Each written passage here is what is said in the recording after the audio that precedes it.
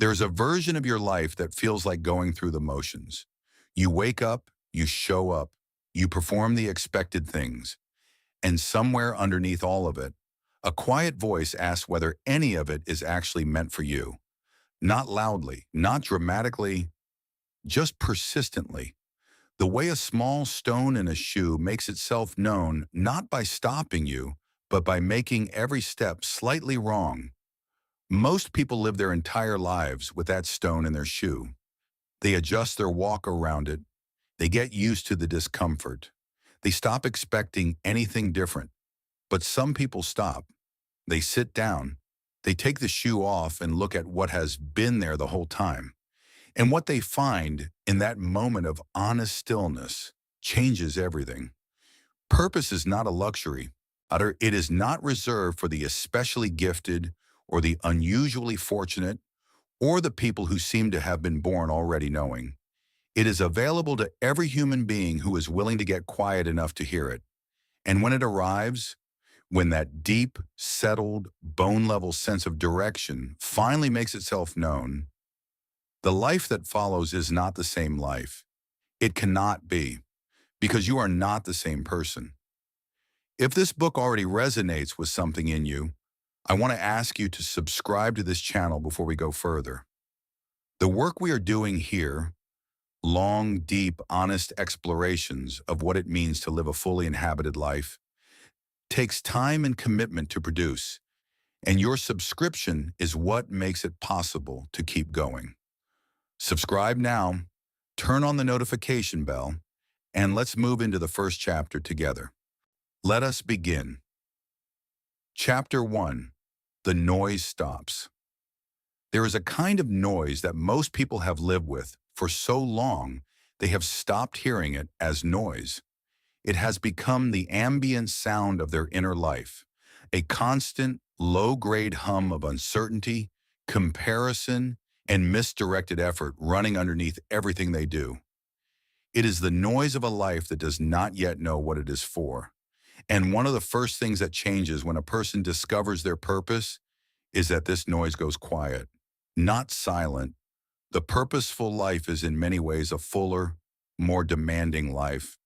But the internal static, the relentless cycling of am I doing the right thing? Am I going in the right direction? What am I actually supposed to be doing with my life? That specific frequency of inner turbulence settles. And in the settling, a person often experiences something they have not felt in years, sometimes something they have never felt in their adult life, a sense of internal quiet that is not emptiness, but orientation. Not the quiet of someone who has given up, but the quiet of someone who has finally found the direction they were always meant to move in. To understand why this happens, consider what it feels like to be genuinely lost, not mildly disoriented, truly lost, in a forest without a trail, in a city where nothing is familiar and the light is changing. The mind becomes hyperactive, scanning constantly for useful information, looping back over the same possibilities, generating theories and abandoning them. You cannot relax because relaxation requires a sense of being where you're supposed to be, and you have no idea where that is. Every decision feels urgent and arbitrary simultaneously.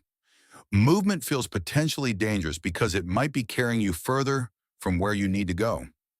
And underneath everything is a fundamental anxiety that does not respond to logic because it is not produced by a thought.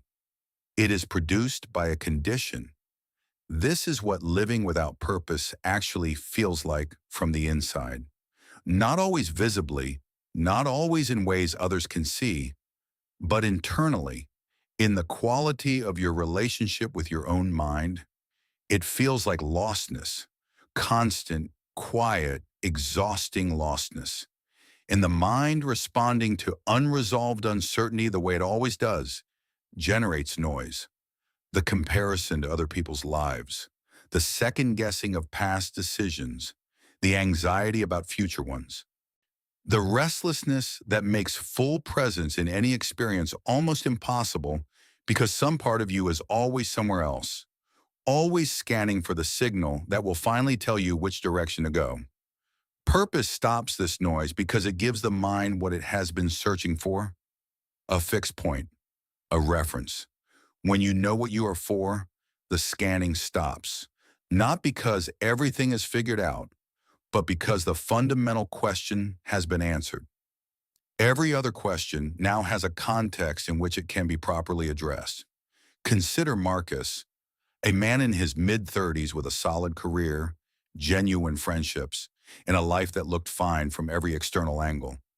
But underneath it all was something he had become expert at not examining directly: a persistent sense that the life he was living was not quite the life he was supposed to be living.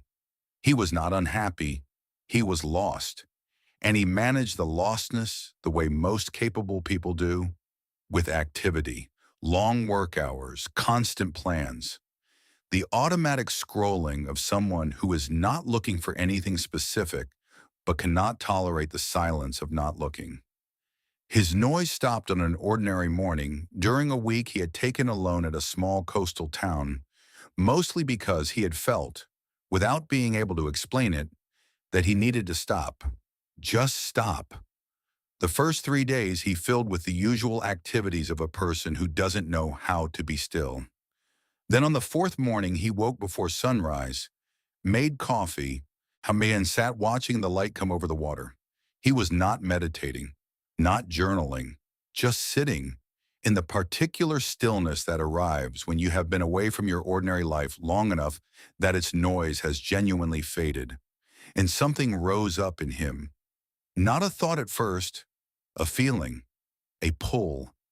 Something that had been present his entire life, but drowned out by everything he had been using to fill the silence. Marcus had always been drawn to teaching, not formally, not professionally, but in every room he had ever been in, the moments that felt most fully alive were the moments when he was helping someone understand something, explaining a complex idea and watching it land, sitting with a junior colleague and working through a problem together, leaning forward at a dinner table when someone asked him something he knew well and felt, in the answering, completely himself. He had never called it a calling. He had barely called it anything. But that morning on the terrace, in the quiet that was finally quiet enough, he heard it clearly for what it was. Not a hobby, the thing his specific combination of patience and intelligence and genuine care for other people's understanding was made to do. The sun came fully up. He finished his coffee, and the noise was quiet.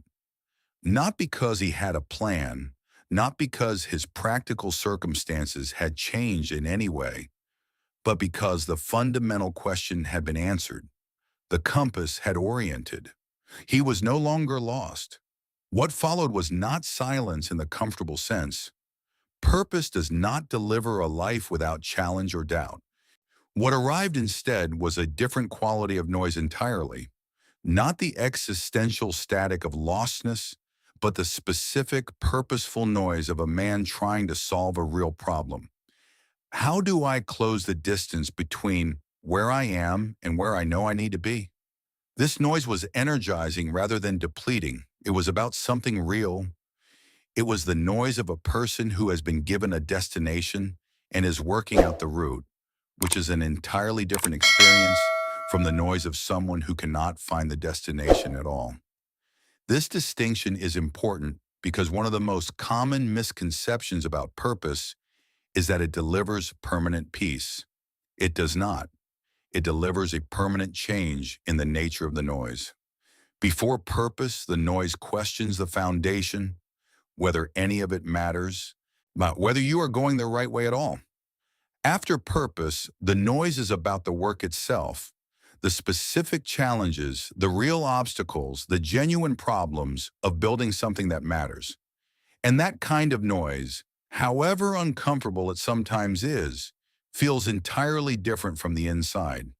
It is the noise of engagement, of a life being actively built rather than passively endured. There is also something that happens to presence when the noise stops that deserves attention. Most people struggle to be fully present in their own lives is not a skill deficit. It is a structural problem. When part of you is always somewhere else, scanning, questioning, searching, you cannot be fully here. The here is always competed with by the anxious elsewhere of the directionless mind. Purpose dissolves the elsewhere, not the future. A purposeful person thinks deeply about the future because it is where the work is heading. But the circular, fruitless elsewhere of perpetual searching loses its grip. And when it does, the present moment expands. Ordinary things carry more weight. Conversations go deeper. The quiet moments of a day, a morning coffee, an evening walk, a simple exchange with someone you care about, become genuinely inhabitable in a way they could not be when you were too lost to fully arrive in them. This is the first change. The noise stops, and in the stopping, your own life becomes available to you. Perhaps fully, perhaps for the first time. Not the grand life of dramatic transformation, but the actual life. The daily, ordinary, irreplaceable life that was always there, waiting for you to be present enough to live it. To chapter 2, your relationship with time transforms. There is a particular kind of relationship with time that most people develop in the absence of purpose, and it is one that they are usually so accustomed to that they do not recognize it as a relationship at all. They experience it simply as the nature of time itself, as the way time is, rather than the way time feels to a person who does not yet know what they are using it for. It is only when purpose arrives and the relationship shifts that the old pattern becomes visible in retrospect. The way you only fully understand how heavy something was once you have set it down and felt the difference in your body. The relationship most purposeless people have with time is one of simultaneous abundance and scarcity. Abundance, not because there always seems to be more of it ahead, more tomorrows in which the important things can be addressed, more future versions of the week in which the meaningful work can finally begin, more eventual seasons of life in which the real living will happen once the current obligations are dealt with, and scarcity because in the present moment, in the actual lived experience of each day, time feels perpetually insufficient. There is never enough of it to do what needs doing, and what needs doing is never quite the right thing anyway. And the result is a chronic, low-grade tension with time that expresses itself as either frantic busyness or its opposite. A kind of paralyzed, unfocused drifting that looks like leisure but feels like waste. This is the temporal experience of the directionless life, and it is, when you examine it honestly, a form of suffering that is so normalized in modern culture that most people simply accept it as the condition of being an adult with responsibilities. They do not imagine that it could be otherwise. They assume that the feeling of time slipping away unproductively, of days passing without the sense that anything of genuine importance was accomplished, of weeks accumulating into months without the forward motion that some part of them knows should be happening. They assume this is simply what life feels like, rather than what life feels like in the specific condition of not yet knowing what it is for. Purpose transforms this relationship in a way that is so fundamental and so immediate that many people describe it as one of the most practically significant changes they experience. Not the most emotionally moving, perhaps, and not the most philosophically profound. Those distinctions belong to other changes we will explore in later chapters. But among the most immediately, tangibly different in terms of the daily texture of lived experience. Because when you know what your time is for, your relationship with every hour of it changes. The first dimension of this transformation is what we might call the end of temporal deferral. Deferral is one of the most common and most costly habits of the purposeless life. The habitual postponement of the things that actually matter to a future that perpetually recedes. It is worth understanding why deferral happens so naturally in the absence of purpose, because understanding it dissolves the self-blame that many people carry about their own procrastination and avoidance, and replaces it with something more useful: clarity about the actual cause. Deferral happens because engagement requires meaning. The human mind and body are not, at their deepest level, designed for sustained effort toward goals that feel arbitrary or disconnected from anything genuinely important. They can perform such effort under sufficient external pressure or with sufficient willpower deployed as a kind of override. But it is expensive effort, effort that costs more than it should and delivers less than it promises, effort that the system will avoid whenever it plausibly can, because the system is, at some level, correctly identifying that the effort is not aligned with anything the organism actually cares about. This is not laziness, it is intelligence. The avoidance and deferral that characterize so much of the purposeless life are not character flaws. They are the entirely sensible responses of a system that is declining to spend its finite energy on things that do not serve the direction it is meant to be going in, even when that direction has not yet been consciously identified. The body knows. The deeper intelligence knows, and it withholds full engagement from everything that is not connected to the real thing, not out of weakness, but out of a kind of wisdom that the conscious, socially conditioned mind has not yet caught up with. When purpose arrives, this changes. The withholding stops, not because willpower has suddenly increased or discipline has been magically installed, but because the fundamental condition that produced the withholding, the absence of genuine direction, has been resolved. The system now has somewhere to direct its energy that feels true, that is connected to the deep current of what the person is actually for, and it responds to this with a quality of engagement that is qualitatively different from anything that willpower alone can produce. It is the difference between pushing a boulder uphill and walking in the direction you were always meant to go. The effort is still real, the ground is still sometimes steep, but the body is with you in a way it wasn't before, because the body knows when the direction is right. Consider someone who has spent years struggling with what she privately calls her inability to finish things. Whereas she starts projects with genuine enthusiasm and then watches that enthusiasm drain away over days or weeks until the project sits unfinished in the corner of her life, accumulating guilt. She has tried many solutions: productivity systems, accountability partners, strict schedules, the various tools that the self-improvement industry offers for people who struggle with follow-through. Some of them help temporarily. None of them solve the problem, because none of them address the actual cause. The cause is not a deficit in her character or her discipline. The cause is that the projects she has been starting are not connected to her purpose. They are connected to what she thinks she should want, to what other people in her life value and pursue, to the version of success that her social environment has taught her to aspire toward. And her system, her deep, intelligent, purpose-seeking system, keeps declining to invest fully in them because they are not the real thing.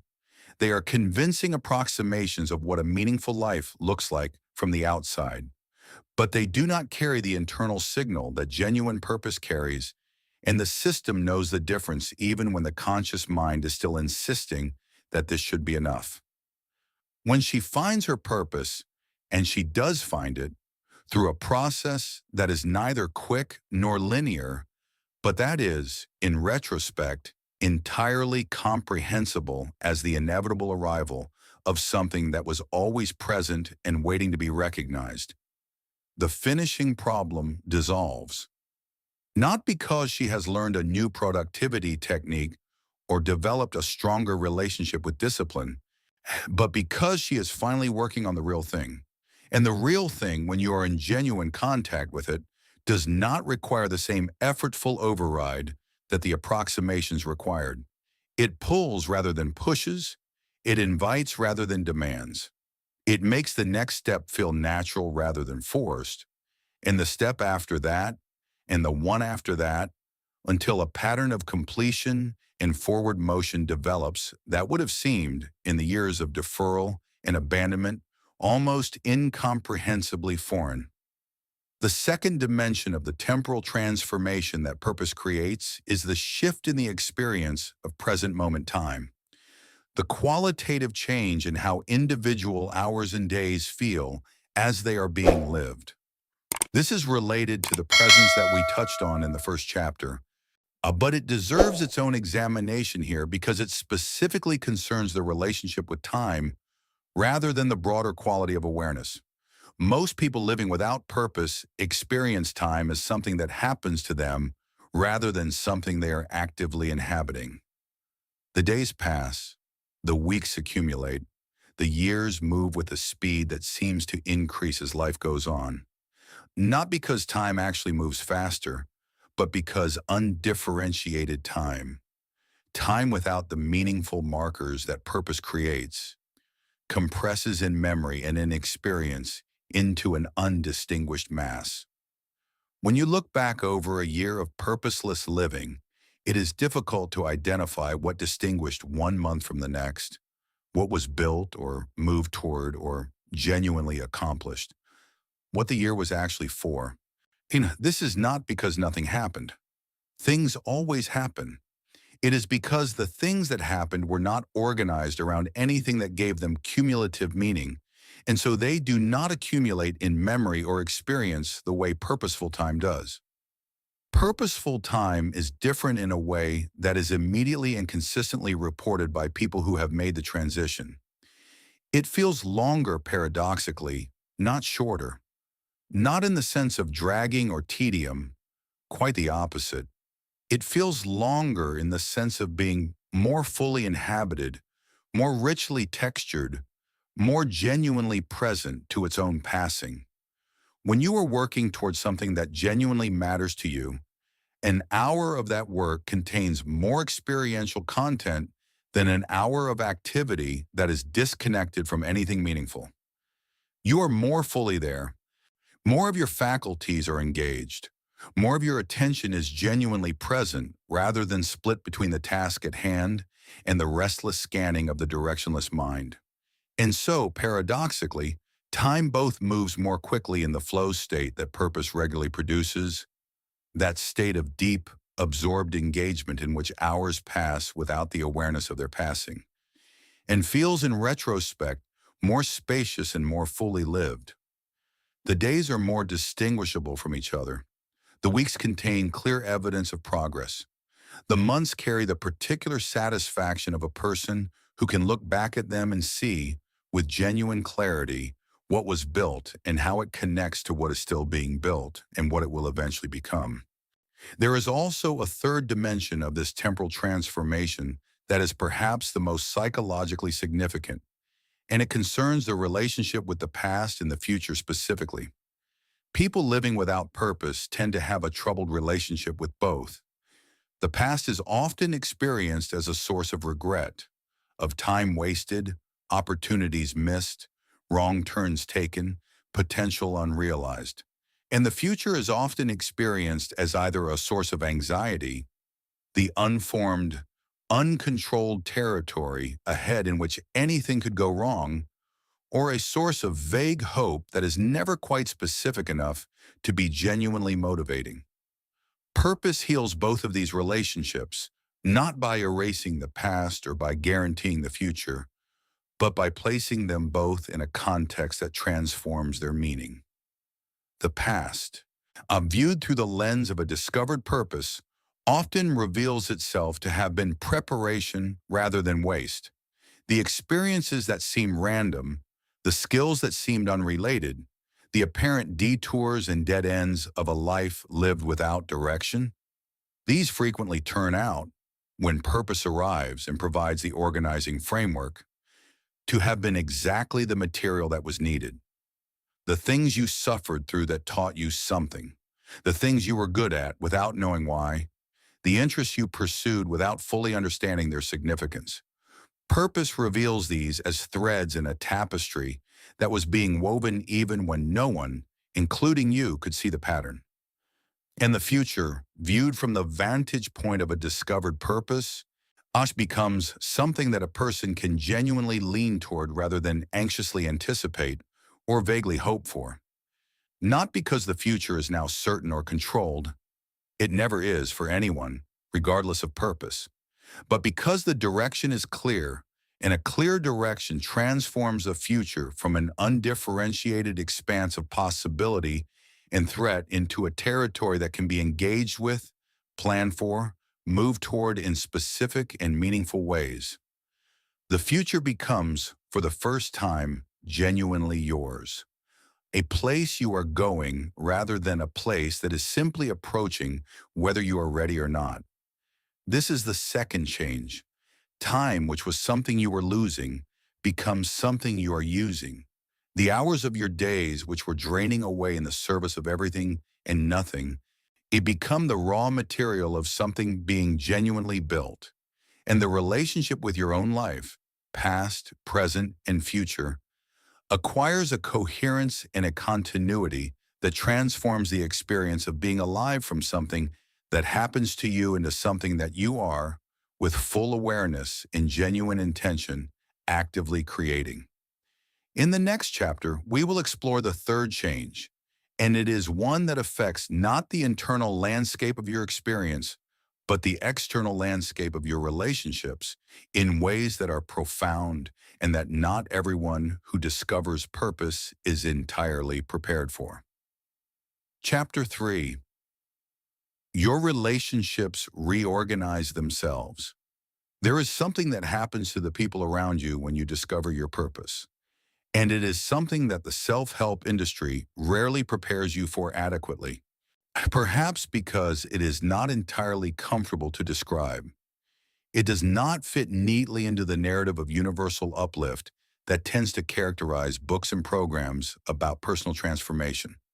The narrative in which you grow and improve, and the people in your life celebrate your growth and improvement, and everyone moves forward together in a warm tide of mutual encouragement. That narrative is not false exactly, but it is incomplete, and the part it leaves out is important enough that discovering it without preparation can be genuinely disorienting, can make a person doubt the validity of the very transformation they are undergoing, can cause them to pull back from the edge of their own becoming out of a misplaced loyalty to a version of their relationships that their growth has already outgrown. The truth is this: when you discover your purpose and begin to live from it, your relationships reorganize themselves. Some deepen in ways you did not anticipate. Some reveal themselves to have been held together primarily by your own purposelessness, by the shared drift, the mutual comfort of not being challenged, the unspoken agreement to remain collectively comfortable rather than individually truthful. And some simply cannot accommodate the person you are becoming, not because anyone is villainous or because the relationships were not real, but because they were built for a version of you that is no longer the version showing up, and the fit no longer works. This reorganization is not something you choose exactly. You do not sit down one day and decide to audit your relationships and retain only those that serve your purpose. When that kind of deliberate, systematic approach to human connection is cold in a way that purpose, properly understood, is not. What happens is more organic and more surprising than that. As you begin to live more fully from the deep current of what you are actually for, the relationships in your life begin to sort themselves in response, not to your deliberate choices, but to your changed presence, your changed energy, your changed priorities, and the changed quality of what you are able and willing to offer and receive. To understand why this happens, it helps to think carefully about what most relationships are actually built on, beneath the surface of shared history and affection and practical interdependence. At the deepest level, relationships are built on resonance, on the particular frequency that two people share, the way their respective energies and orientations and values and ways of being in the world either harmonize or clash or something in between. And the frequency a person broadcasts changes fundamentally when they discover their purpose. The note they are sounding in the world is different, clearer typically, more distinct, more fully itself. And this change in frequency changes who they resonate with and who they don't, in ways that are not about superiority or judgment, but simply about fit. Think about what the purposeless frequency actually sounds like in relational terms. A person without clear direction tends, often without fully realizing it, to organize their relationships around comfort and validation rather than growth and truth. They seek out people who confirm the story they are telling about themselves and their lives, and who do not ask too many questions about why they are going in the direction they are going, or whether that direction is actually right for them. They are drawn to relationships that feel easy in the specific way that unchallenging relationships feel easy. The ease of a conversation that never goes anywhere uncomfortable, that circles the same familiar territories, that asks nothing of either person except continued presence and mutual agreement that everything is fine. This is not a criticism, it is a description of a very human, very understandable response to the experience of lostness. When you are lost, you do not want to be challenged about your direction. You want to be accompanied in your lostness, to have it normalized, to be in the company of people who are also lost and who therefore do not make your lostness feel like a personal failure. There is real comfort in this, and real warmth, and sometimes real love. The relationships formed in shared purposelessness are not false relationships, but they are relationships that are calibrated, often without anyone's conscious awareness, to maintain a particular equilibrium. And that equilibrium is one in which no one pushes too hard toward the truth of what they are actually for, because the truth might disturb the comfort, and the comfort is what everyone came for. When you discover your purpose, you are no longer calibrated to that equilibrium. You have moved internally to a different place, a place of direction and clarity and the particular energy that genuine purpose generates. And this movement changes what you need from relationships, what you are able to give to them, and what you find yourself genuinely unable to continue tolerating in them. Not with judgment. This is crucial. The people who were your companions in purposelessness are not lesser people because they have not yet found their own direction.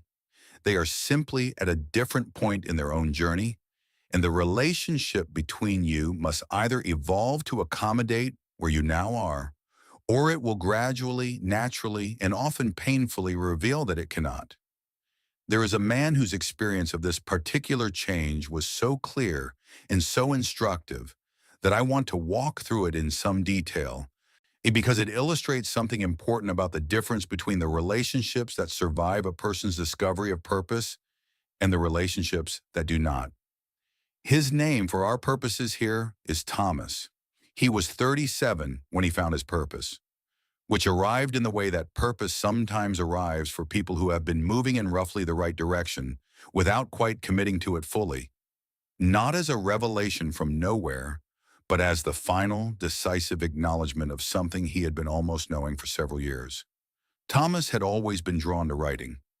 Not casually, he had been a serious, disciplined, deeply invested writer since his early 20s, someone who got up early to write before work, who spent his holidays reading rather than relaxing, who had a relationship with language and story that was as intimate and as central to his identity as anything in his life. But he had never permitted himself to name this as his purpose, because naming it carried implications he had always found ways to avoid.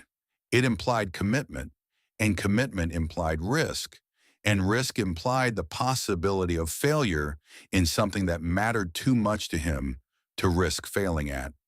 And so he had lived for 15 years in a kind of creative half-life, writing seriously in private, performing ambivalence about it in public, maintaining with his social circle the comfortable fiction that writing was a hobby rather than a calling, that his real life was the career he had built in communications and the social world he had constructed around it.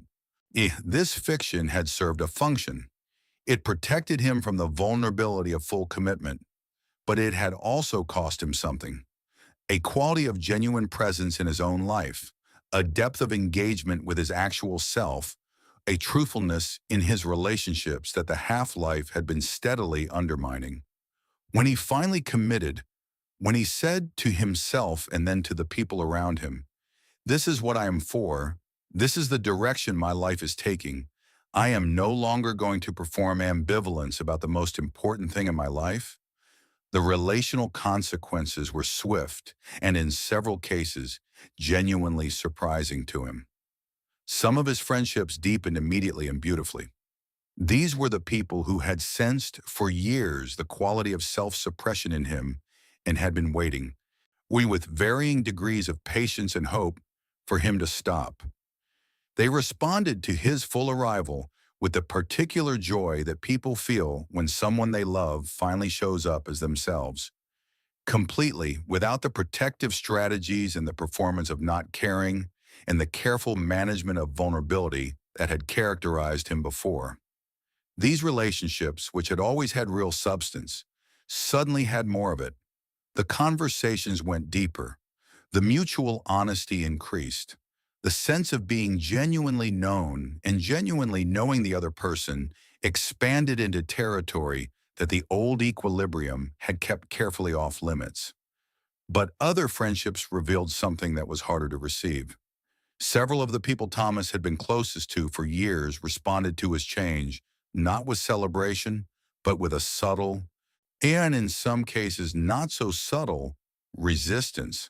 Not hostility, nothing so dramatic or so clear, but a kind of discomfort and unease, a pulling back from the new version of him that expressed itself in various ways. Some became slightly cooler, slightly less available, as if his increased purposefulness had introduced a frequency into his presence that disturbed the equilibrium they had always maintained together. Some responded with what felt like competitive anxiety, suddenly needing to talk about their own achievements, their own directions, their own significance, in a way that suggested that his clarity was somehow a comment on their own lack of it, though he had never intended it as such. Some simply stopped calling, gradually, until a silence accumulated where a friendship had been. Thomas found this confusing and painful at first, and he made the common mistake of blaming himself, of wondering whether his change had made him arrogant or self-absorbed, whether his commitment to his purpose had introduced an intolerance into his character that was damaging the relationships around him. He spent some time examining this possibility honestly, because it is always worth examining. But the examination revealed something different. It revealed that the relationships that were withdrawing were the ones that had always been calibrated to his purposelessness, that had been comfortable with his self-suppression in a way that had never been quite articulated, but had always been present. They had needed him to be uncommitted in order to maintain the equilibrium of mutual uncommittedness. And his commitment had broken that equilibrium, not through any act of judgment or superiority, but simply through the fact of its existence. This is one of the harder truths about what purpose does to relationships, and it is worth sitting with rather than rushing past. Some of the people in your life need you to stay lost, not because they are malicious. They are not. Not because they do not care about you. They may care about you genuinely and deeply, but because your lostness has been serving a function in the relational dynamic between you, and your finding of direction threatens to end the function it was serving. Your purposelessness has been permission. Permission for them to remain purposeless without confronting it. Permission for the relationship to continue in a mode that requires nothing of either person, or permission for a comfortable stasis that your growth is now disrupting simply by existing. When you understand this, the withdrawal of certain relationships from your life becomes something you can receive with compassion rather than guilt. You are not failing these people by becoming more fully yourself. You are not abandoning them or judging them or declaring yourself superior to them. You are simply changing in ways that the relationship was not built to accommodate, and the relationship is responding to that change with the only response available to something that cannot grow. It is receding. The new relationships that arrive in the wake of this reorganization are frequently among the most significant of a person's life.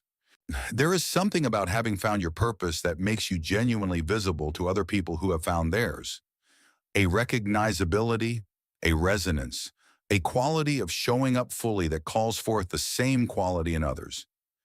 The people who are drawn to you after you have found your direction are drawn to the real thing rather than to the performance of a thing. And this means that the relationships that form have a foundation of authenticity that the relationships formed in purposelessness rarely possessed.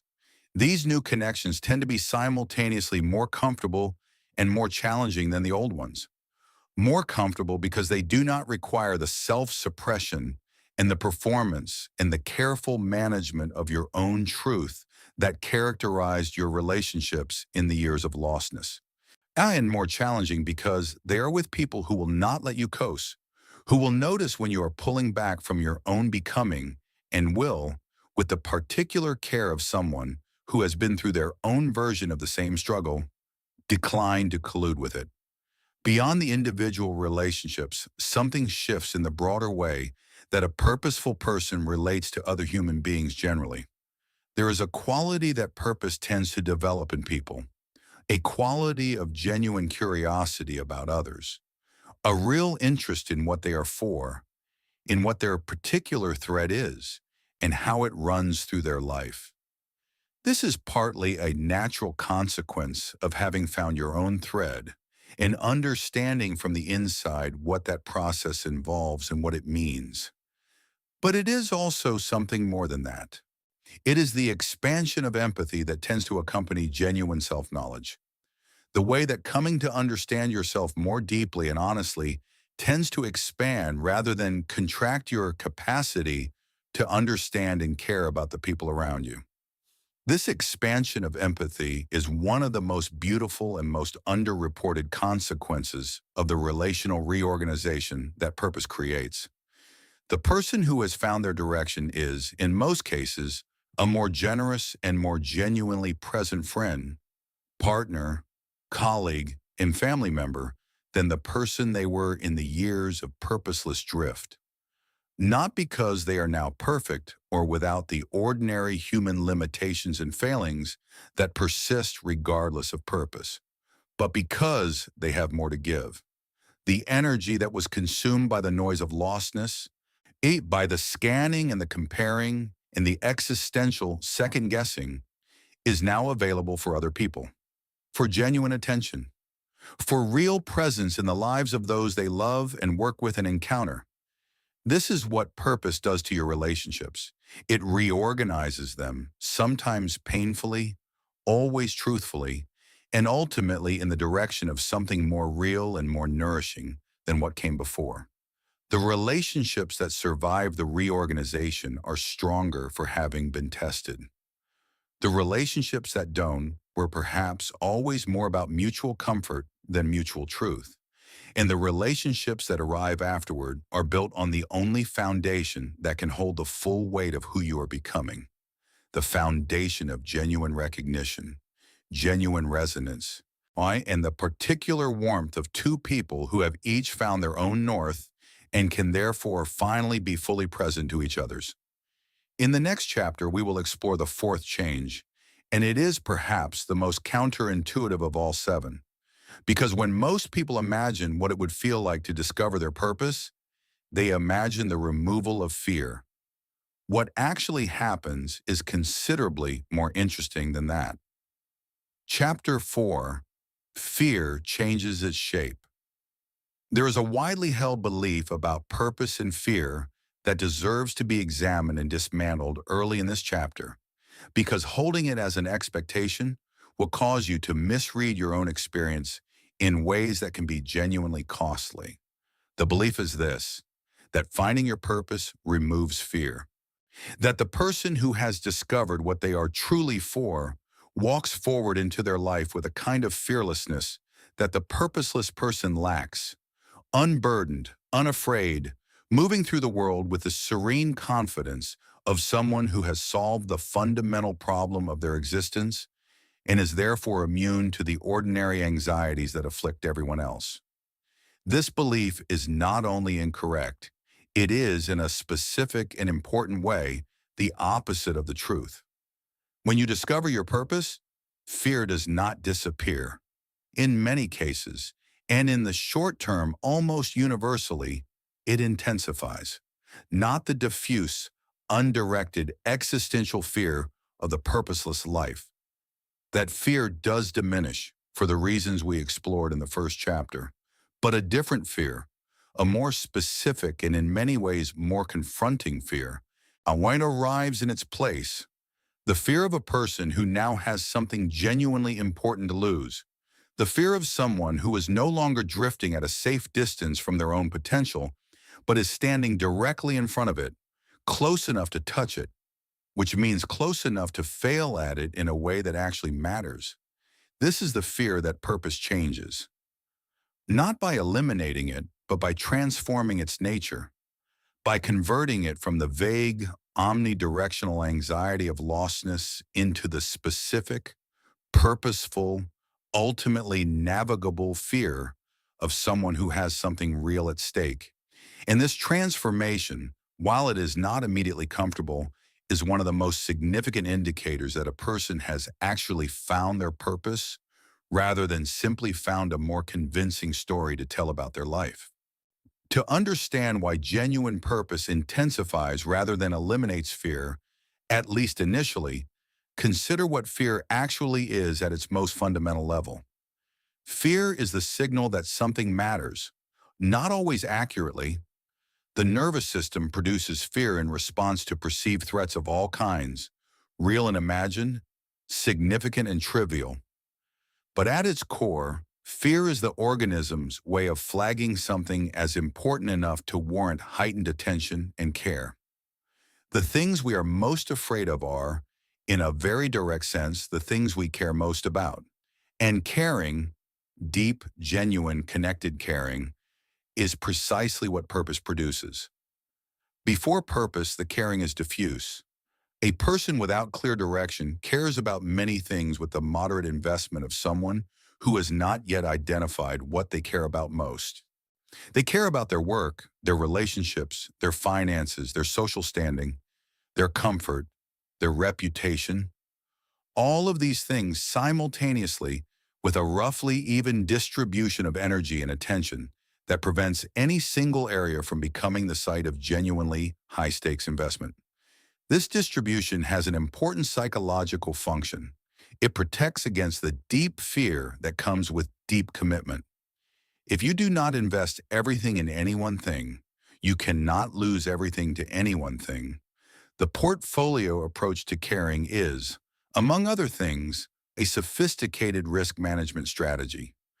Purpose collapses this distribution. It identifies the thing, the specific, irreducible, this deeply personal thing that you are actually for, and it concentrates your investment there in a way that makes that thing the site of your deepest caring. And deep caring produces deep fear, not as a malfunction, not as evidence that something is wrong, but as the entirely appropriate response of a system that now has something genuinely significant at stake.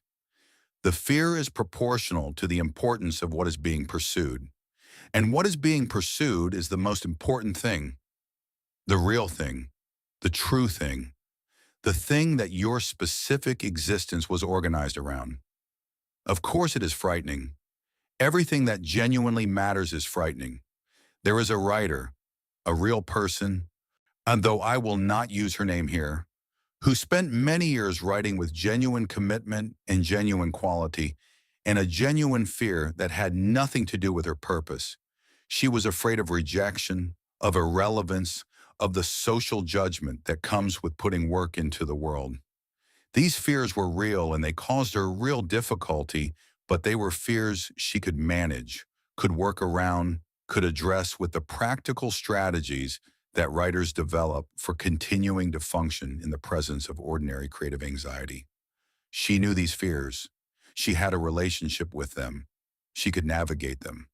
When she found her true purpose within writing, when she moved from writing competently in a general way to understanding specifically what she was for, what the particular contribution that only she could make actually was, the ordinary fears she had managed for years were joined by something larger and considerably more confronting.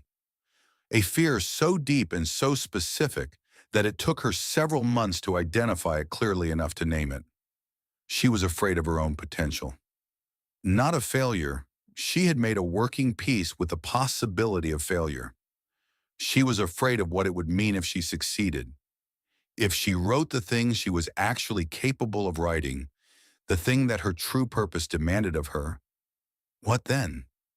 What would be required of her afterward? What version of herself would she have to become and maintain? What would it mean about all the years before, the years of careful, managed, almost commitment? If it turned out that she had always been capable of more than she had allowed herself to attempt? This is one of the specific shapes that fear takes when purpose arrives, and it is worth naming directly because it is extraordinarily common and extraordinarily under-acknowledged.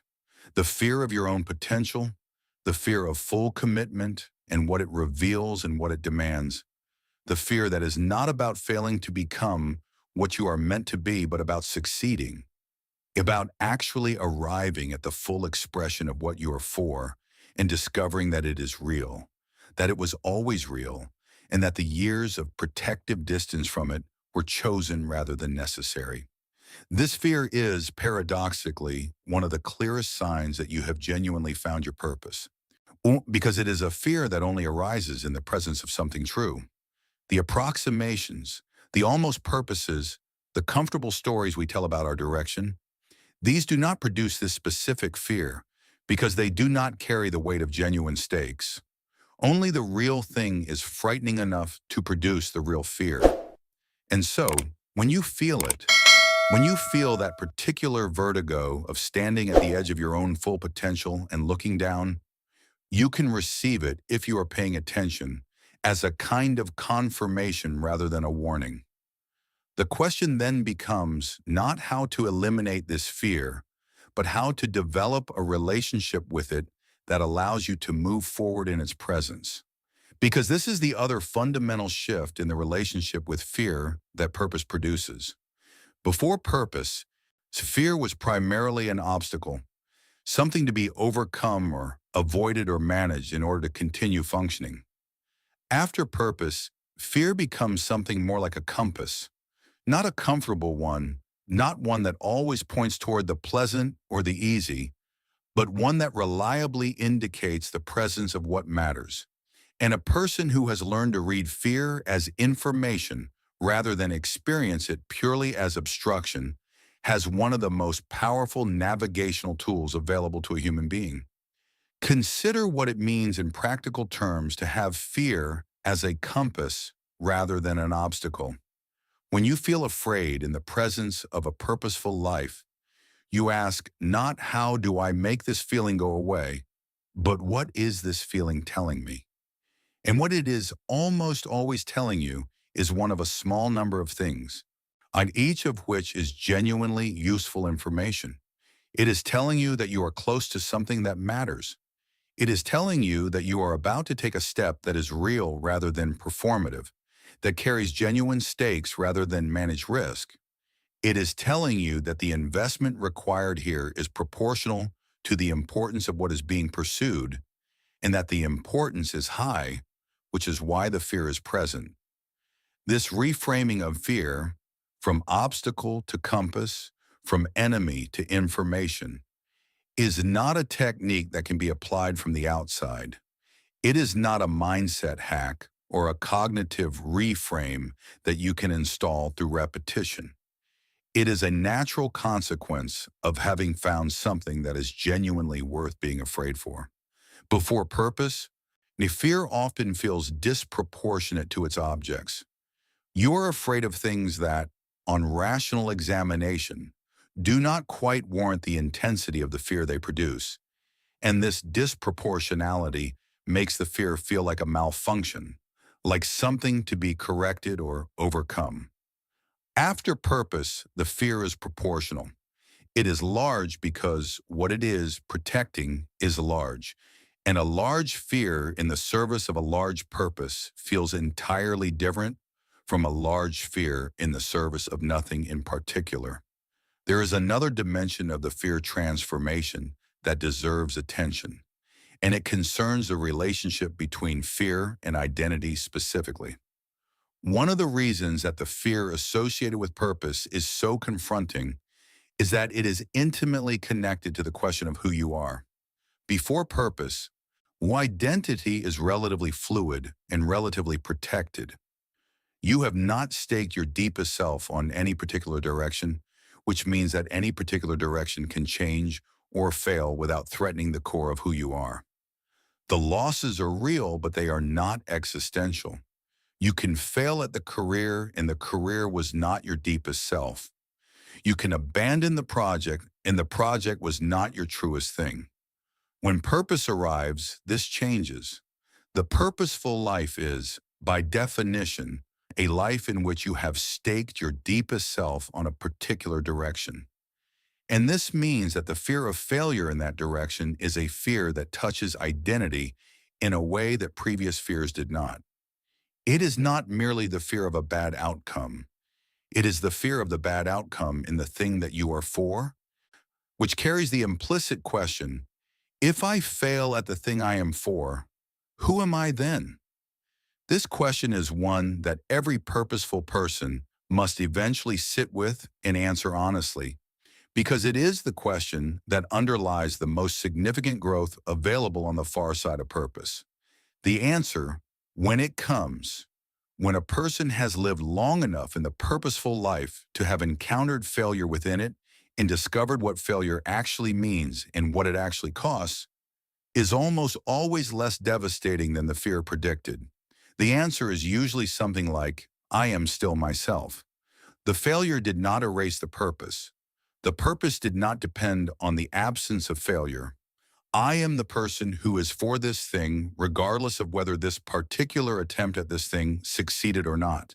On this discovery, that identity and purpose are more robust than the fear of failure suggested, that they survive setback and difficulty, and the particular kind of humiliation that comes from fully committing to something and not achieving the outcome you intended, is one of the most important discoveries of the purposeful life.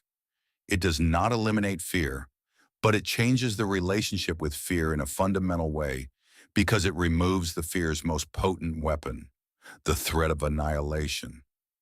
Once you have discovered, through lived experience rather than intellectual argument, that you can fail within your purpose and remain yourself, the fear loses its capacity to stop you. It remains as information, as signal, as the reliable indicator of genuine stakes. But it is no longer the gatekeeper it was before. There is one final dimension of the fear transformation that I want to explore before we move to the fifth change. And it is the one that most surprises people who have recently discovered their purpose and are in the early stages of living from it.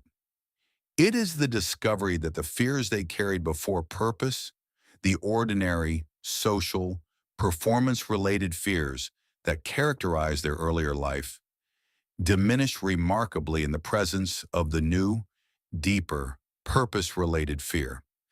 This seems counterintuitive.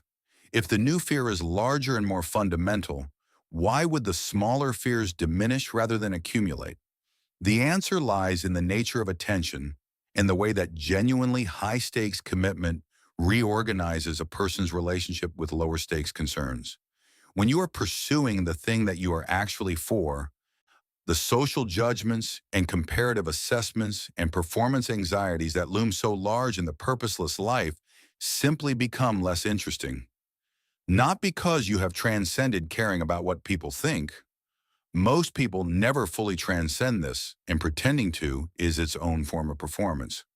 But because the caring about what you are actually doing has become so much more compelling, so much more present, so much more demanding of your full attention that the caring about what other people think recedes to its appropriate, much smaller proportion of your total investment. The person who has found their purpose is, in a very real sense, too busy with what genuinely matters to spend the same energy on what merely seems to matter. The fear that remains is real and proportional and ultimately navigable. The fear that falls away was never proportional to begin with, was always a symptom of the purposeless life rather than an accurate reading of actual stakes. And its falling away is one of the quieter but more lasting freedoms that purpose delivers. The freedom to move through the world with the specific, clarifying, ultimately directional fear of someone who has something genuinely important to do, rather than the diffuse, misdirected, ultimately paralyzing fear of someone who is not yet sure what that is. Fear, when purpose arrives, does not leave, it grows up. It becomes, for the first time, proportional to what is actually at stake. And what is actually at stake is, for the first time, genuinely worth being afraid for.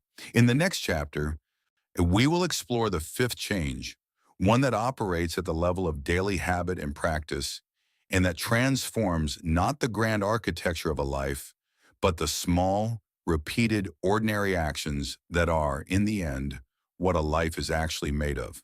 Chapter 5, Your Daily Life Reorganizes Around What Actually Matters. There is a moment that many people describe in the weeks and months following the discovery of their purpose. A moment that arrives not with drama or fanfare, but with the quiet, almost domestic clarity of someone looking at the contents of their own life and seeing, perhaps for the first time, with genuine honesty, what belongs there and what does not. It is the moment of looking at how you actually spend your days, the specific allocation of your hours, the habitual patterns of your mornings and evenings, with the default activities that fill the spaces between obligation and sleep, and understanding, with a directness that the purposeless life never quite permitted, that most of it is not in service of anything that actually matters to you. This is not a comfortable moment, but it is an extraordinarily useful one, and it is one of the most consistent features of the early purposeful life. This clear-eyed, sometimes startling inventory of how daily time and energy are actually being spent versus how they need to be spent in order for the purpose to become real, rather than remaining a beautiful idea about the direction of a life that continues, in practice, to move in largely the same direction as before. Purpose without practice is poetry. It is real, it is meaningful, or it is genuinely different from the purposeless state that preceded it. But it exists only in the realm of intention and orientation unless it is translated through deliberate and consistent daily action into the actual substance of a lived life. And the translation from purpose as orientation to purpose as practice is where the fifth change lives. It is the change that happens not in the grand moments of revelation or the significant conversations or the dramatic turning points, but in the ordinary, repeated, quietly revolutionary decisions of how to spend a Tuesday morning, what to do with the hour before dinner, what to say yes to and what to say no to, and what to stop pretending requires your attention when it does not. To understand the full significance of this change, Inuit helps to examine honestly what daily life actually looks like in the absence of purpose, and specifically what relationship with habit and routine the purposeless life tends to produce. Because the purposeless life does not lack habits and routines. It is, in most cases, densely structured with them. The alarm goes off at the same time. The same sequence of morning activities unfolds with the same approximate timing. The same routes are taken to the same destinations. The same patterns of work and distraction and social media consumption and entertainment repeat with the comfortable predictability of a life that is settled into its grooves. The question is not whether these habits exist, but what they are organized around. And in the purposeless life, they are organized in the most honest assessment, more around one primary goal: the management of discomfort. The habits of the directionless life are primarily defensive habits. They are the routines and patterns and default behaviors of a person who is not building toward anything specific and who is therefore using the structure of daily habit primarily to keep the existential discomfort of lostness at a tolerable level. The scrolling and the binge watching and the compulsive busyness and the social obligations maintain more out of habit than genuine connection, and the work performed at a level of engagement just sufficient to avoid consequences. These are not failures of character. They are the rational adaptations of a system that is managing the chronic discomfort of not knowing what it is for by filling every available space with activity that prevents the discomfort from becoming fully conscious. When purpose arrives, this defensive architecture becomes visible.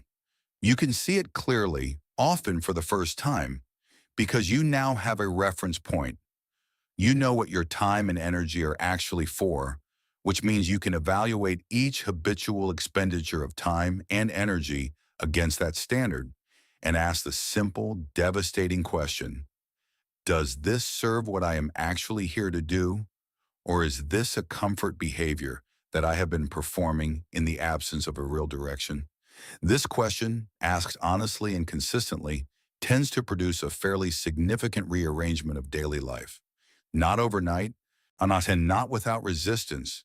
Habits are deeply embedded, and the comfort behaviors of years do not dissolve simply because their underlying cause has been addressed.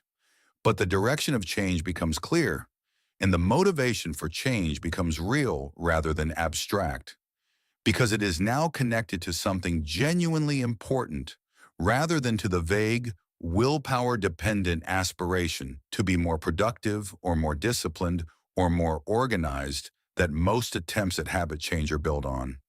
The difference between changing habits in the service of an abstract improvement goal and changing habits in the service of a discovered purpose is the difference between pushing and being pulled.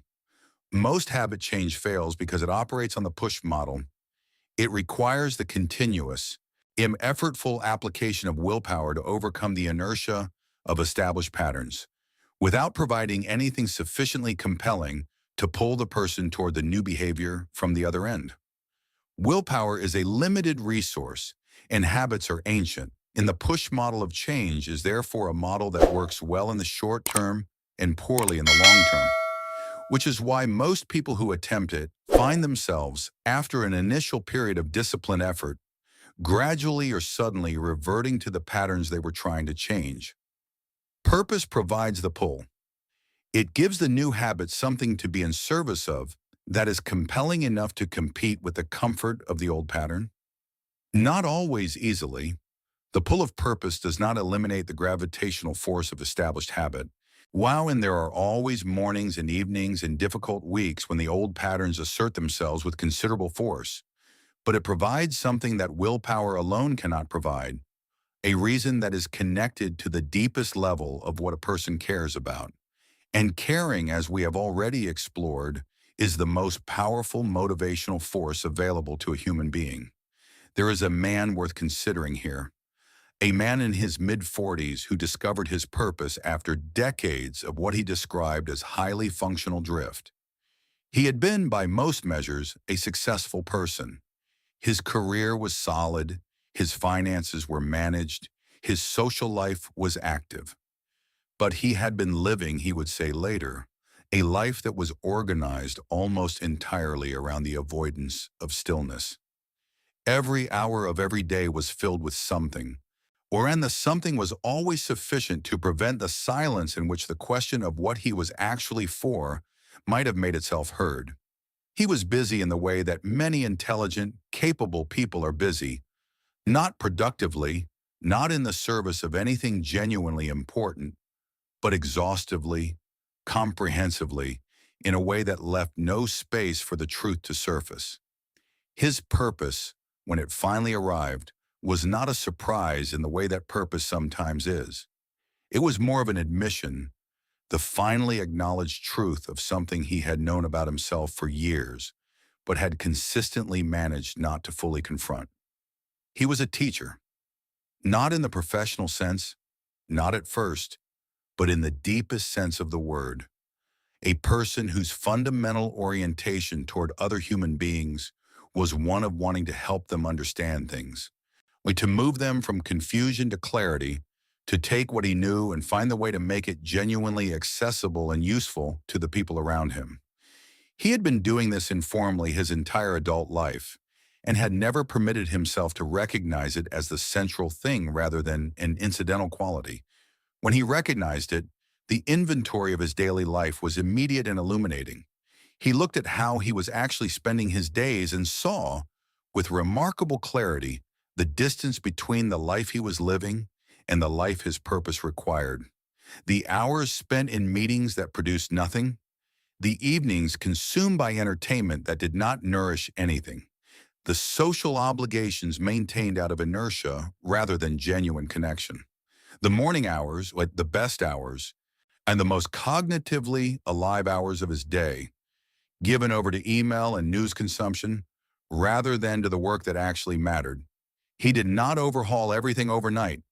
He was wise enough to understand that radical, simultaneous change is almost always unsustainable, that the nervous system requires gradual adaptation rather than total replacement, and that the goal was not to punish himself for the years of misallocated time, but to begin from wherever he was, redirecting his daily investment toward what genuinely mattered.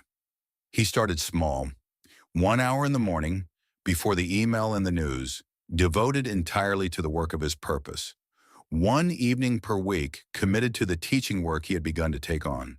One social obligation per month thoughtfully declined in order to protect the time and energy that the purposeful work required.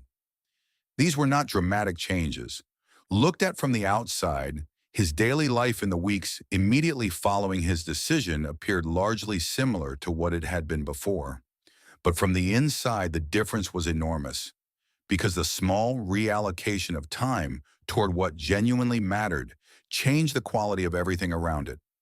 The hour of purposeful morning work changed the texture of the entire day that followed, gave it a foundation, a sense of forward motion, a quality of having already done something real before the demands of the ordinary day began to accumulate. The weekly teaching commitment gave the week a rhythm and a meaning that the previous weeks had lacked. And the declined social obligation, far from producing the guilt he had anticipated, produced a quiet satisfaction.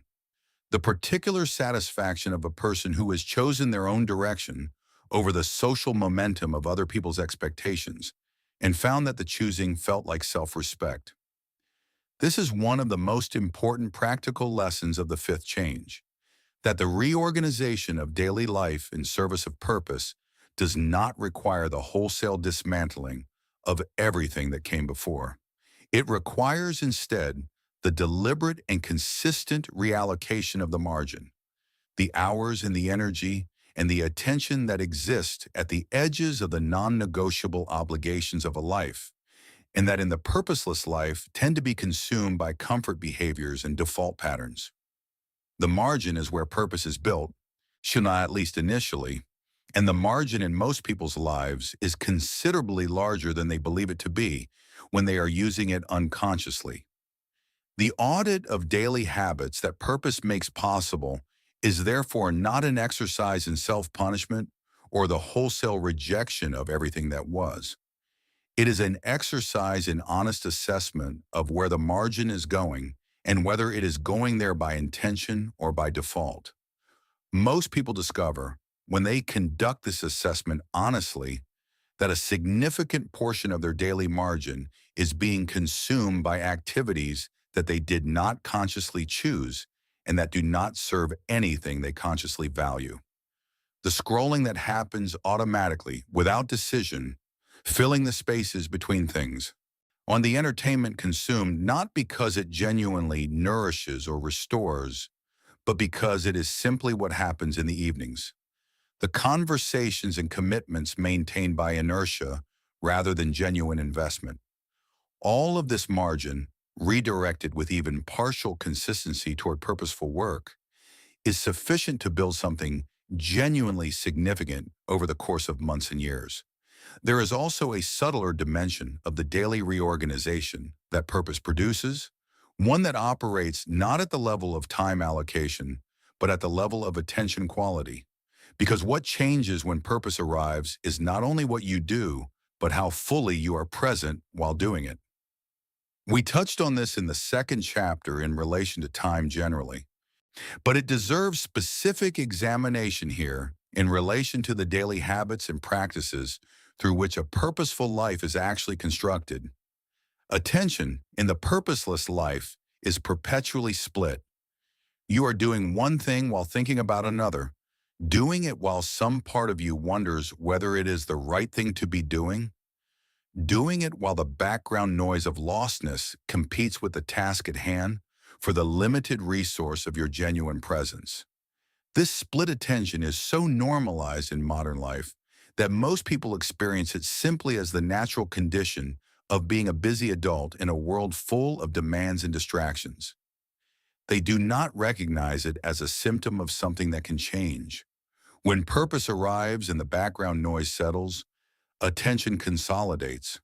Not perfectly, not without the ordinary distractions that are part of any human life in any era, but to a degree that is immediately and tangibly different from the split, fragmented attention of the purposeless years. When you are doing the work of your purpose, you are more fully there. The task receives a quality of presence that it could not receive when you were not sure whether it was the right task, when some part of you was always scanning for a better direction. And this consolidated attention is not only more satisfying than split attention, it is considerably more effective. The quality of work produced in a state of genuine presence is categorically different from the quality of work produced in a state of divided, uncertain, background noisy engagement. This is why people who have found their purpose so frequently report, in the months and years following the discovery, that they are producing the best work of their lives despite, in many cases, working no harder than they worked before. They are not working harder. They are working with more of themselves present, and the presence is what makes the difference. Not the effort, not the hours, not the technical skills, which may be no greater than they were before, but the quality of attention that genuine purpose brings to every act of purposeful work. The daily reorganization that purpose produces is therefore both external and internal. Externally, the habits and routines and allocations of time and energy gradually shift in the direction of what actually matters.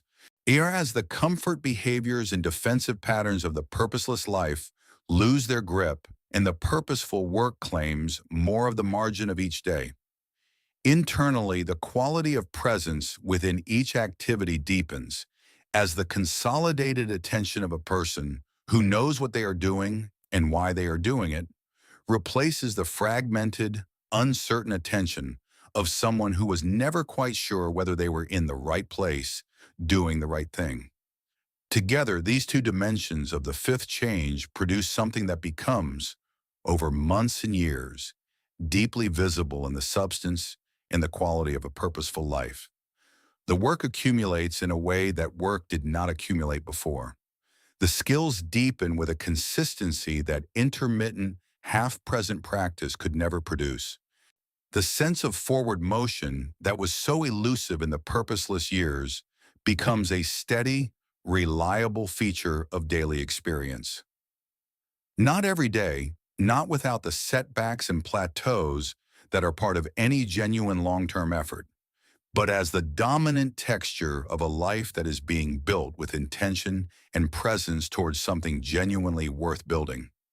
This is what the fifth change delivers, not the perfection of a daily life without wasted time or unproductive habits, or the ordinary human tendency to default to comfort when the purposeful work is hard, but the gradual, consistent, deeply satisfying reorganization of a life around what actually matters, a reorganization that happens not through the brute force of willpower, but through the gentle, persistent pull of something true, something real, something worth getting up early for and staying up late for and protecting from the endless competing demands of a world that will always have more requests for your time and attention than you have time and attention to give. Your days when purpose arrives begin to look like you. Not the managed, performing, comfort-seeking version of you that the purposeless years produced, but the real you. The you that is oriented and directed and genuinely, specifically, irreducibly for something. And the days that look like you, accumulated over the course of a purposeful life, become something that no amount of busy, defensive, comfort-organized living could ever produce. A life that, when you look back at it, makes sense. A life that was actually, truly, genuinely yours. In the next chapter, we will explore the sixth change, yes, which operates at a level even deeper than habit and practice. It operates at the level of identity itself, at the way you understand who you are and what you are capable of, in ways that have consequences that reach into every corner of your existence. Chapter 6. Your identity shifts at the root. There is a version of yourself that you have been carrying for most of your adult life. A self-concept, an internal portrait, a story you tell about who you are and what you are capable of and where you belong in the world. This version of yourself was not constructed deliberately. It was assembled gradually over years. One, from the accumulated material of your experiences and your failures and your successes, and the things other people said about you, and the things you concluded about yourself in the aftermath of the various events of your life. It is built from 1,000 small data points, each of which contributed a line or a shadow or a color to the portrait, until the portrait became so familiar, so consistently present, so apparently self-evident that you stopped experiencing it as a construction at all and began experiencing it simply as the truth of who you are. This portrait, this identity that feels like fact, is one of the most powerful forces in a human life. More powerful, in many cases, than intelligence or skill or opportunity or even desire.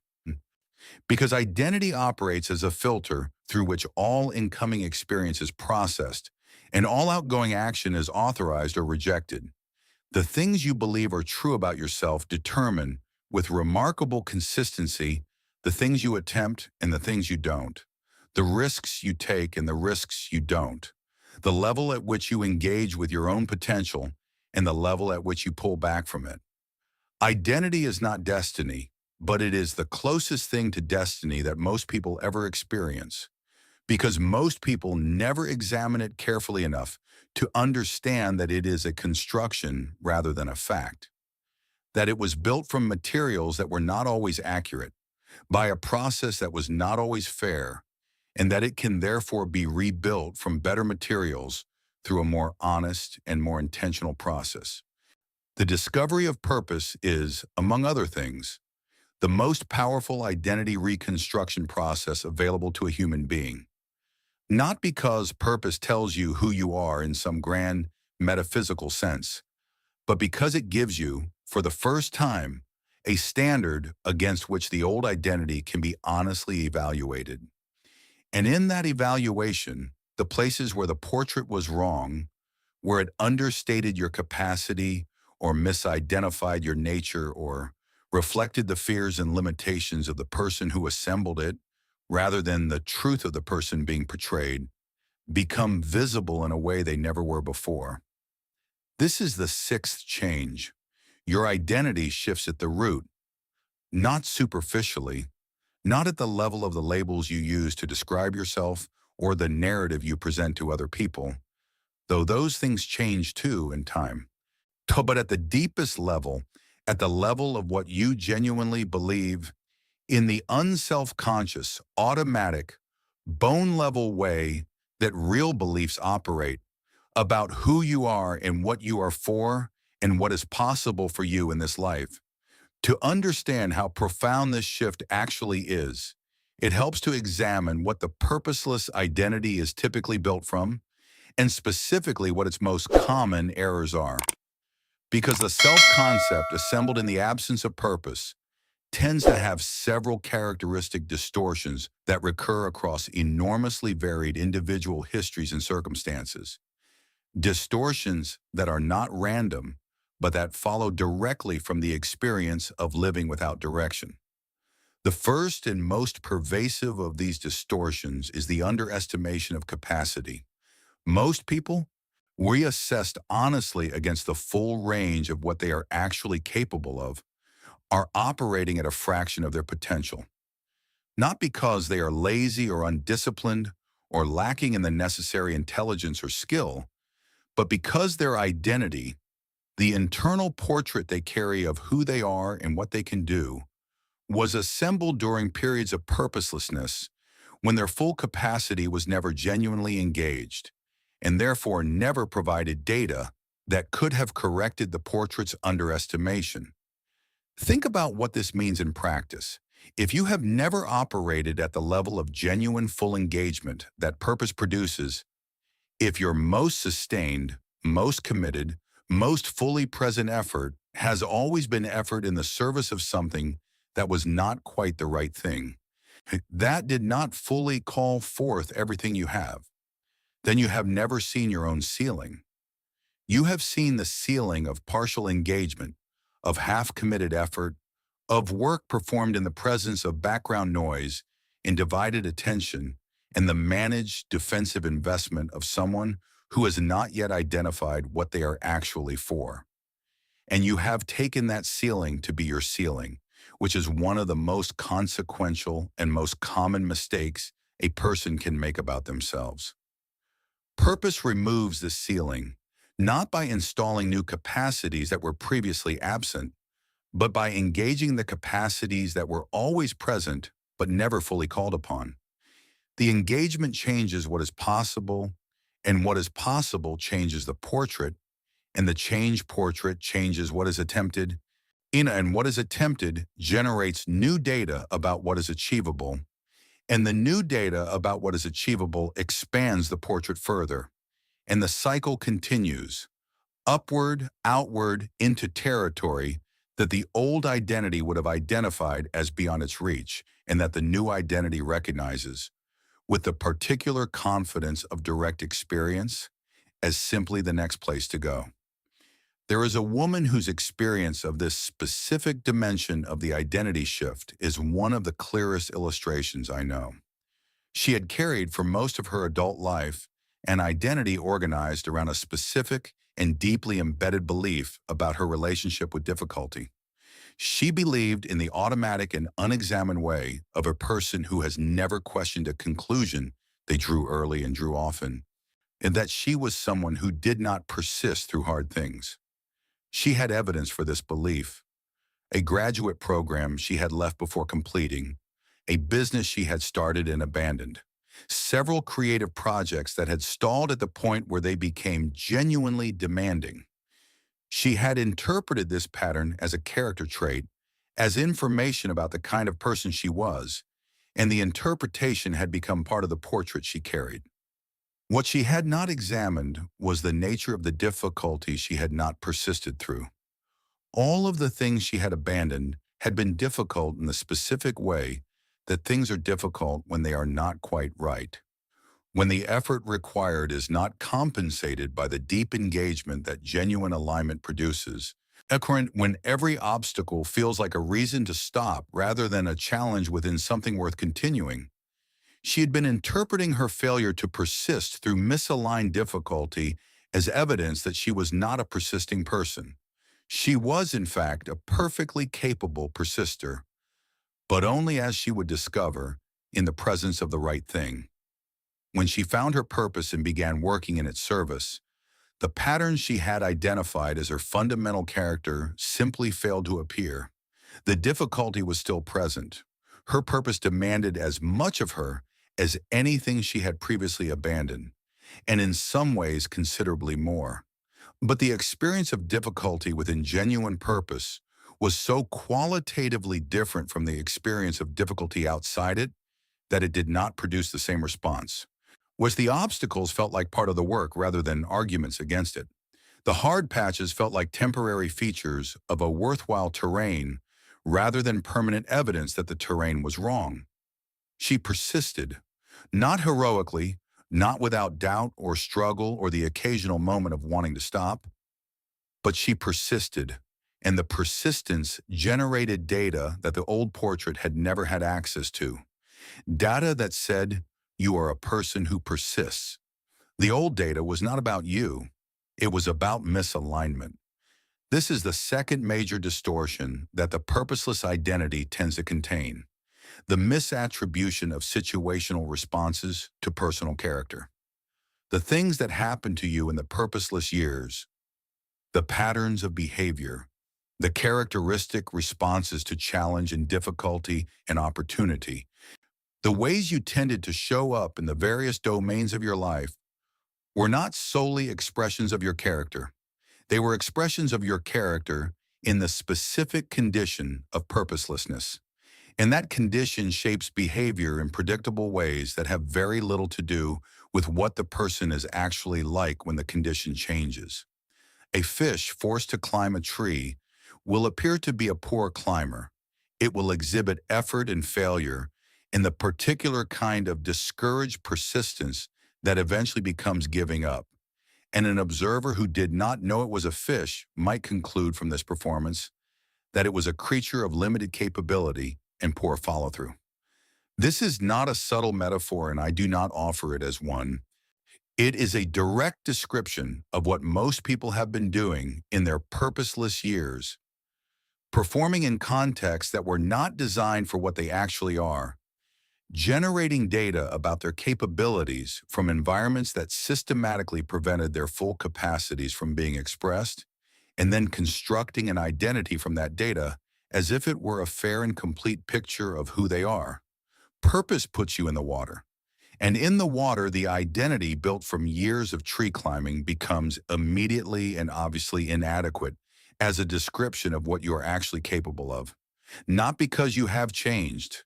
You have not changed, not at the level of fundamental capacity, but because the context has changed and the context was never neutral, it was always shaping what was possible to express and therefore what was possible to know about yourself. The third distortion of the purposeless identity is perhaps the most intimate and the most quietly damaging. It is the belief, held at a level below conscious articulation, that you are fundamentally ordinary, that there is nothing specific about you, nothing irreducibly yours, no particular contribution that only you can make to the world. This belief tends not to be stated directly. Most people are not consciously walking around telling themselves that they are unremarkable, but it operates underneath the surface of the self-concept in ways that shape behavior and choice and aspiration, preventing people from reaching toward the kind of specific, ambitious, or genuinely significant contribution that they could make if they believed it were possible. This belief in one's own ordinariness is a direct consequence of not yet having found the specific thing that makes you extraordinary. Because everyone has it, not the vague, everyone is special in their own way, extraordinary that is offered as consolation to children, but the genuine, specific, irreducibly personal extraordinary of a human being who has found the particular intersection of their deepest interests, their native gifts, their formative experiences, and their unique perspective on the world, and who is working from that intersection with the full force of their genuine purpose. At that intersection, everyone is extraordinary. Not in every dimension. We are all ordinary in most of the domains of human endeavor, and in accepting this as part of the honest self-knowledge that purpose produces. But in the specific domain of what you are actually for, in the specific contribution that your particular combination of qualities and experiences makes possible, there is something that no one else can offer in quite the way you can offer it. Purpose reveals this. It does not create it. It was always there, waiting in the specific combination that is you. But it makes it visible, makes it accessible, makes it the organizing principle of a life, rather than an unrealized potential that exists in the background of everything you do and never quite comes forward into full expression. When this revelation arrives, when a person understands through the lived experience of working from their purpose rather than through intellectual argument, that they are specifically extraordinary in the domain they are actually for, the identity shift that results is among the most permanent and most consequential changes that the purposeful life produces. Because the belief in one's own specific extraordinariness, once established through experience rather than assertion, does not require maintenance. It does not need to be affirmed by others or confirmed by external success or protected by the careful management of challenges that might threaten it. It is simply true in the way that things known through direct experience are true, and it provides a foundation for the purposeful life that is genuinely unshakable in a way that the borrowed confidence of the purposeless years never was. There is something else that happens to identity when purpose arrives, on something that is less about the correction of old distortions and more about the genuine expansion of the self into territory that was not previously available. Purpose does not only reveal that you are wrong about your limitations, it introduces you to dimensions of yourself that simply did not exist in usable form before the purpose activated them. The capacities that are called forth by genuine purposeful work, the patience, the creativity, the resilience, the particular form of courage that is required to keep going in the service of something that genuinely matters. These are not capacities that were fully formed and simply waiting to be deployed. They develop through the practice of being called upon, through the repeated experience of meeting the demands of the purposeful work and discovering each time and that you are sufficient to the meeting. Identity is therefore not only corrected by purpose, it is expanded by it. The person you are 5 years into a genuinely purposeful life is not only the same person with a more accurate self-concept.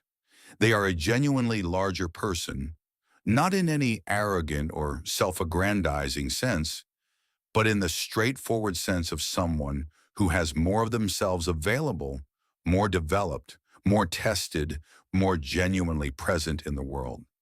The purposeful life builds the self through the very act of building toward what the self is for. And this building is one of the deepest and most lasting gifts that purpose delivers. Not just the clarity of knowing what you are for, but the continuous, cumulative development of the person who is for it. This is what shifts at the root when purpose arrives. Not the surface presentation, not the labels and the narrative, and the carefully managed external identity that most people spend considerable energy constructing and maintaining. The root, the deep, automatic, bone-level story of who you are and what you can do and what is possible for you in this life. That story changes, and it changes in ways that compound over time. Each new piece of evidence from the purposeful life adding to the portrait until the portrait finally resembles, with a fidelity that the purposeless years never achieved. The person who was always there, waiting to be accurately seen. In our final chapter, we will explore the seventh and last change, the one that, in many ways, encompasses all the others and points toward the deepest truth about what it means to live a life that is genuinely, fully, irreducibly your own. Chapter 7. You begin to live as if your life actually matters. There is a quality of living that most people have glimpsed at some point in their lives. In a moment of deep engagement, in a period of genuine connection, in the hours of work that felt so aligned with something true, that time lost its ordinary character and the self lost its ordinary self-consciousness. And what remained was simply the pure, undivided experience of being fully present in something that mattered completely. Most people have felt this quality at least once. Most people have also felt it slip away, have returned to the ordinary mode of living, and found it difficult to recover the particular aliveness of that glimpsed moment.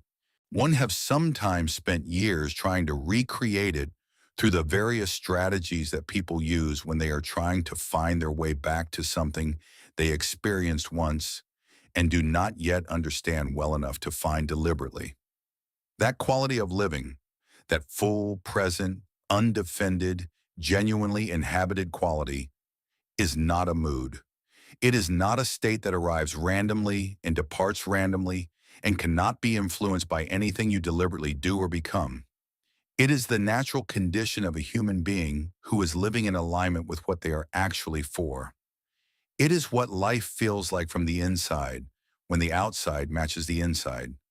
When the work you do and the way you spend your days and the direction you are moving in and the values you are living by are all expressions of the same deep, true, our irreducibly personal current that runs through everything you are.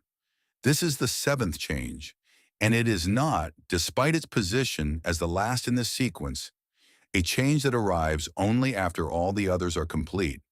It arrives alongside them, woven through them, present in fragments from the earliest moments of purposeful living and deepening gradually as the other changes consolidate and compound. But it deserves its own chapter, its own full examination, because it is the change that all the others are pointing toward, the change that all the others, individually and collectively, are in service of. It is the change of beginning to live as if your life actually matters. This phrase requires unpacking, what because it is easy to read it as a statement about self-importance or grandiosity, as if discovering your purpose were a license to regard yourself as more significant than other people, more worthy of attention and resources and deference. It is not that. It has nothing to do with that. Living as if your life actually matters is not a comparative statement. It is not about mattering more than other lives. It is about living from the conviction that your specific existence, your particular combination of gifts and perspective and experience and purpose, has a genuine contribution to make to the world, and that this contribution is worth the full investment of everything you have, and that the alternative, the half-lived, defensively managed, comfort-organized, a perpetually deferred life of the purposeless years, is a cost that the world bears as well as you do, because what you were for does not get done when you are not doing it. Most people at the level of their deepest and least examined beliefs do not actually believe that their life matters in this specific sense. They believe in the abstract that all lives have value. They believe in the social sense that they have worth and dignity and rights. But they do not believe in the specific and operational sense that would change their behavior, that their particular existence has a contribution to make that is significant enough to justify the full, undefended investment of everything they are. They hedge. They hold back. They manage their exposure to their own potential with the careful risk aversion of someone who does not want to discover that the investment was not warranted, that when they finally gave everything, everything was not enough. This hedging is the deepest wound of the purposeless life, and it is the wound that purpose heals most fundamentally, because purpose provides, through direct experience, rather than through argument or affirmation, the evidence that the investment is warranted. Not the evidence that you will always succeed or that your contribution will always be recognized, or that the purposeful life will be free from the ordinary difficulties and disappointments that are part of any genuine human effort. But the evidence that there is something real here, something specific and genuine and irreducibly yours that the world genuinely needs, and that you are, in the deepest sense, responsible for. The word responsible is not accidental. One of the most consistent features of the experience of purpose, reported across widely varied individual histories and circumstances, is the arrival of a sense of responsibility that feels different from any other form of obligation or duty. Most forms of responsibility feel, at least in part, like constraint, like something imposed from outside that limits freedom and demands compliance. The responsibility that purpose produces feels like the opposite of constraint. It feels like the most fundamental form of freedom available to a human being, the freedom of being fully aligned with what you are for, of having no gap between who you are and what you are doing, of living in a state of complete integrity in the original sense of that word. Integration, wholeness, the condition of being undivided. When you feel responsible for your purpose in this way, when you understand, not as an intellectual proposition, but as a lived reality, that there is something you are here to do and that the doing of it matters, the quality of your engagement with your own life changes completely. The half measures and the protective hedging and the managed distance from your own potential are no longer available as options, not because they have been forbidden, but because they have become genuinely unacceptable to you, not to other people, not to an external standard, but to the version of yourself that has seen what is possible when you show up fully and is no longer willing to pretend that showing up partially is an adequate response to the gift of a specific and genuine purpose. This is the shift that encompasses all the others. The noise stopped in the first change because the fundamental question was answered. Time transformed in the second because it was given something real to be organized around. Relationships reorganized in the third because the frequency changed. Fear changed its shape in the fourth because there was finally something worth being afraid for. Daily life reorganized in the fifth because the margin was reclaimed for what actually mattered. Identity shifted at the root in the sixth because the portrait was finally drawn from accurate data. And in the seventh, in all of these changes converge into the single, simple, profound shift of a person who has stopped living accidentally and started living on purpose, who has moved from the managed, defensive, comfort-organized life of someone who is not sure their existence matters into the full, present, responsible, genuinely inhabited life of someone who knows that it does and is acting accordingly. Let us consider what this actually looks like in practice, in the daily texture of a lived life, because it is important that this does not remain at the level of inspiring abstraction. The person who is living as if their life actually matters is not recognizable by any grand or dramatic external feature. They do not necessarily have more money or more status or more public recognition than the person still living in the purposeless mode. And they are not louder or more confident in the social sense, not necessarily more impressive in the ways that the world tends to measure impressiveness. What they have is something more interior and more consistent than any of those things. They have a quality of presence that is immediately perceptible but difficult to articulate. It is the quality of someone who is fully there, fully in the room, fully in the conversation, fully in the work, fully in the life, without the fractional self-consciousness and the background noise, and the managed distance from genuine engagement that characterizes people who are not yet sure what they are doing or why. It is the quality of someone who has nothing to hide from themselves, which produces a particular kind of ease that is different from the ease of someone who has simply stopped caring. When it is the ease of integrity, of a person whose inner life and outer life are not in conflict, who does not have to maintain the exhausting vigilance of someone managing a gap between who they appear to be and who they actually are. They have a quality of patience that is different from resignation. The person living purposefully understands, in a way that the purposeless person cannot, that the work of a genuine purpose is long. It does not complete in a season or a year or even a decade. It is the work of a life, not in the sense of labor without end, but in the sense of a direction that provides sufficient depth and complexity and possibility to sustain genuine engagement across the full span of a human existence. This understanding produces a patience that is not passive. The purposeful person is not waiting for things to happen, but working toward them with consistent, disciplined, daily effort. But it is a patience that is free from the frantic urgency of someone who is afraid they will run out of time before they figure out what they are for. They know what they are for. The time is full rather than empty, directed rather than draining. And the patience that results is the patience of someone building something real rather than someone waiting for something to begin. They have a quality of generosity that expands naturally from the sense of sufficiency that purpose produces. One of the quieter but more consistent features of the purposeful life is the gradual erosion of the scarcity mindset that tends to characterize the purposeless years. Before purpose, there is often a pervasive sense of not enough time, not enough resources, or maybe not enough recognition, not enough certainty that you are on the right track. This scarcity produces a defensiveness in how people relate to others, a competitive vigilance, a reluctance to share what they have, a tendency to experience other people's success as a comment on their own lack.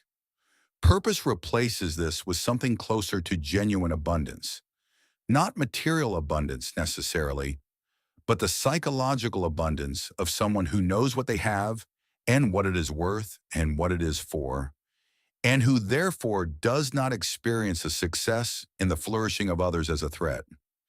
This expansion of generosity is one of the most beautiful features of the seventh change, and one of the most practically significant. The person who is living as if their life actually matters tends to become a source for the people around them, not in a self-sacrificing or boundary-dissolving way, but in the natural way of someone who has enough of the right things and is therefore able to give freely from the surplus. Their attention is more genuinely available. Their encouragement is more honestly given.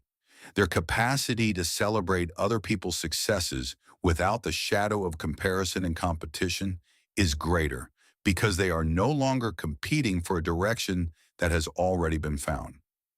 There is also something that happens to the relationship with mortality in the purposeful life that belongs in this final chapter, because it is one of the most profound and most rarely discussed consequences of the seventh change.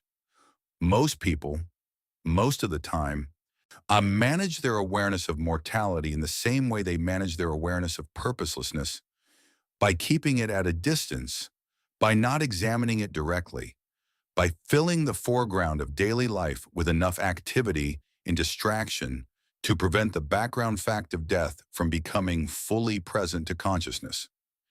This management is not irrational. Full, constant awareness of mortality is not conducive to the ordinary functioning of a daily life, but it comes at a cost.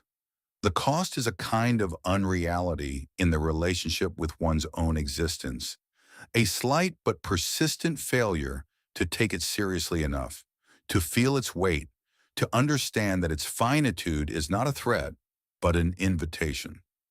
Purpose changes this, not by making death less real or less significant, but by changing the context in which it is understood.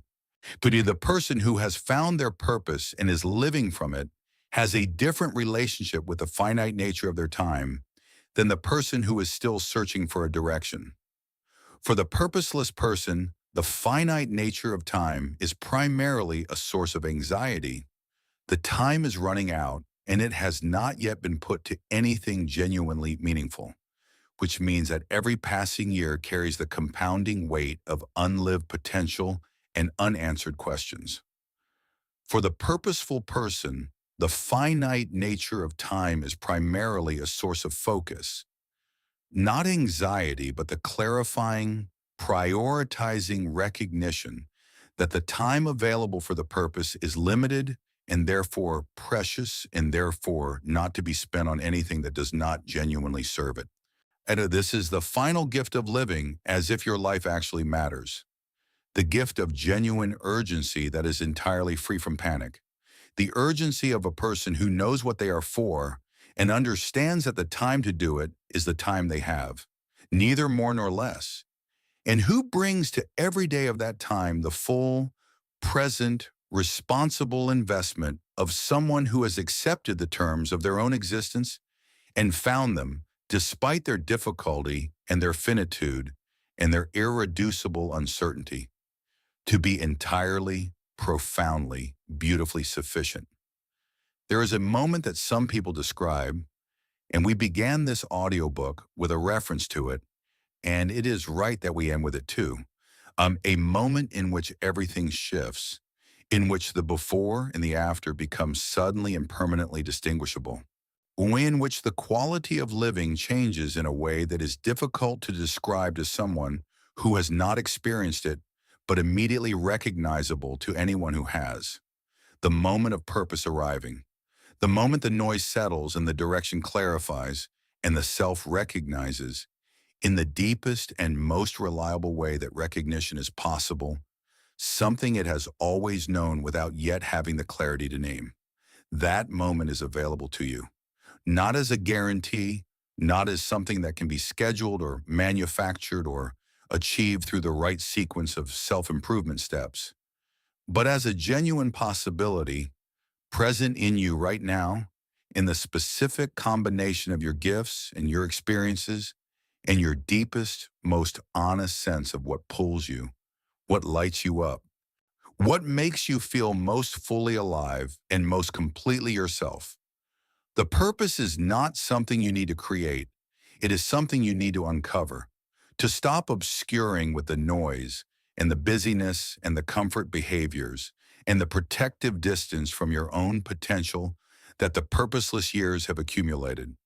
The uncovering is the work, and it is the most important work you will ever do. Not because it leads to a perfect life, it does not, and nothing does. Not because it solves every problem, it does not, and nothing does. But because it leads to your life, the specific, genuine, irreducibly yours life that exists at the intersection of what you are, what you care about, and what the world genuinely needs from the particular human being that you are, and no one else will ever be.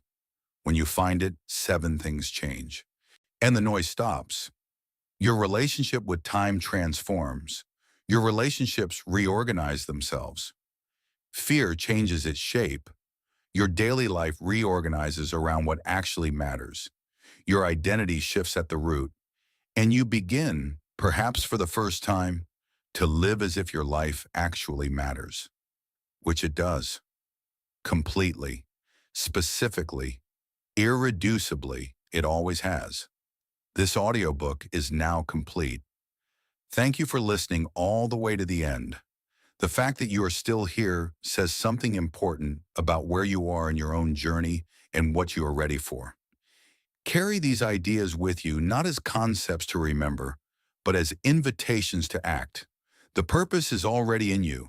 Go find it. Don't forget to like this video and subscribe to our channel. I will see you in the next one.